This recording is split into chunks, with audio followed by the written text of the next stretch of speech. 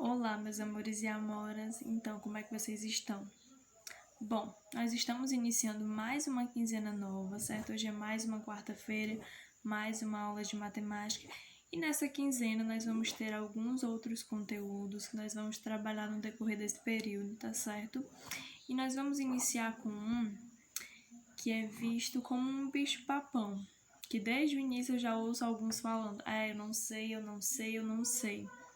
Só que nós vamos esquecer essa frase por um tempo, certo? Vamos acompanhar as aulas, as dúvidas nós vamos tirando, vamos perguntando, não deixem de perguntar, tá certo?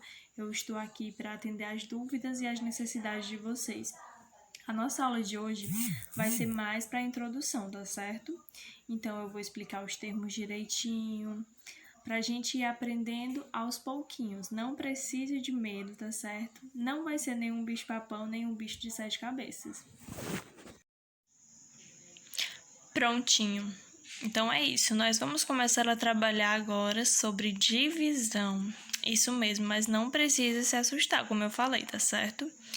Pronto. Primeiramente, vamos pensar no que a divisão nos diz, no que ela significa.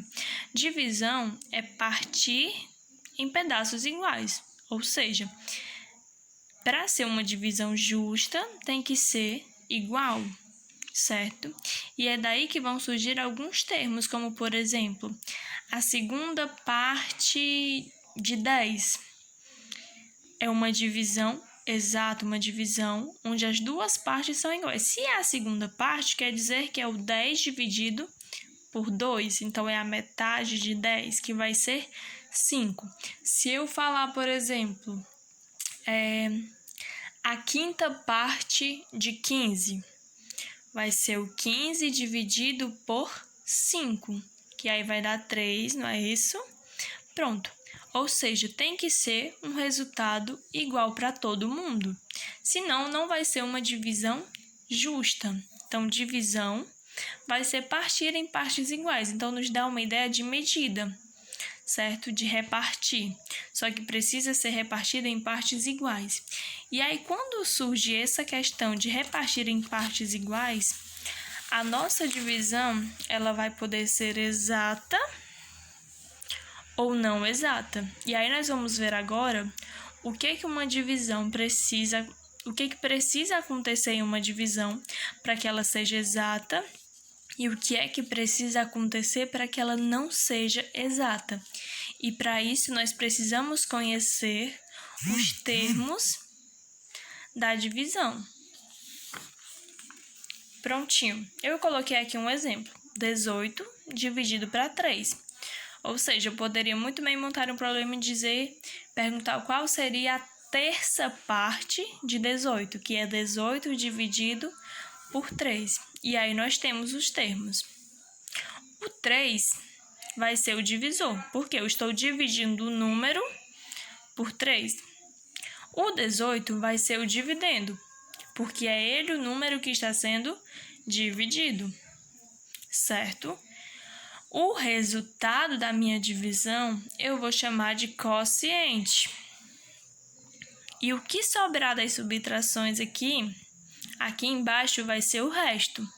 Atenção, isso aqui é o que vai determinar se a minha divisão vai ser exata ou não. Para uma divisão ser exata, o resto dela precisa ser zero.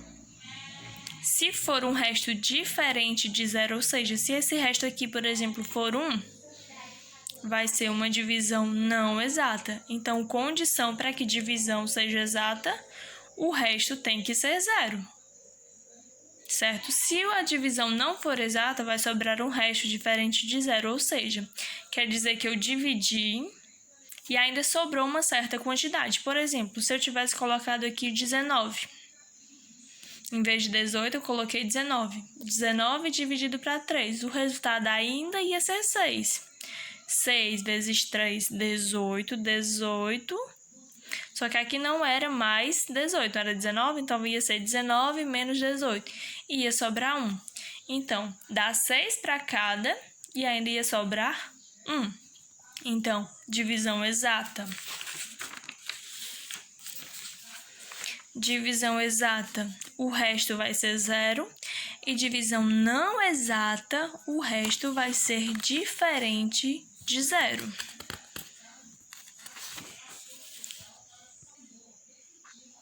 Prontinho. E agora nós vamos para a divisão por ordens. O que é essa divisão por ordens? Ordens, vocês lembram que são as centenas, as dezenas, as unidades, as dezenas de milhar, centenas de milhar, vocês sabem. E aí eu coloquei aqui uma divisão. 484 dividido por 4. E aí eu decompus esse número. Esse número ele é composto por 4 centenas, 8 dezenas e 4 unidades. Como é que vai acontecer essa divisão por ordens? Prontinho. Não são 4 centenas, então é 400. Então, vai ser 400 dividido para 4. Não eram 8 dezenas, então vai ser 80 dividido para 4. E não eram 4 unidades, então vai ser 4 dividido para 4. Ou seja, eu separei esse número em mais 3 outras divisões. Estão vendo, ó? 484 eu dividi em mais 3 divisões, que é para ficar mais simples da gente conseguir resolver. Prontinho. E aí eu inicio. 400 dividido para 4. Não é isso? Que vai dar igual a 100. Por quê? 100 vezes 4 é igual a 400. É importante lembrar que a divisão é a operação inversa da multiplicação, certo? Então, é por isso que eu comprovo que isso aqui está certo fazendo a multiplicação. 100 vezes 4 é igual a 400. Pronto. Coloquei o resultado aqui, 100. E agora, 80 dividido para 4, que vai dar 20. Porque 20 vezes 4 vai dar 80. Certo? Mesma coisa, comprovei pela operação inversa. E aqui, 4 dividido para 4, que vai dar 1. Daí, vocês já podem até tirar uma coisinha. Todo número dividido por ele mesmo vai dar 1. 4 dividido para 4, 1. Se fosse 5 dividido para 5, também daria 1. Pronto, resolvi essas divisões. Os resultados que eu obtive, 100, 20 e 1. Eu vou somar esses 3 resultados, não esquecendo de obedecer às ordens. Estão vendo, ó? 100, 20 e 1. Unidade, dezena, centena. Unidade abaixo de unidade, dezena abaixo de dezena e centena abaixo de centena. 100 mais 20 mais 1. 0 mais 0 mais 1, 1. 0 mais 2, 2. E o 1 tá sozinho, sobrou 121.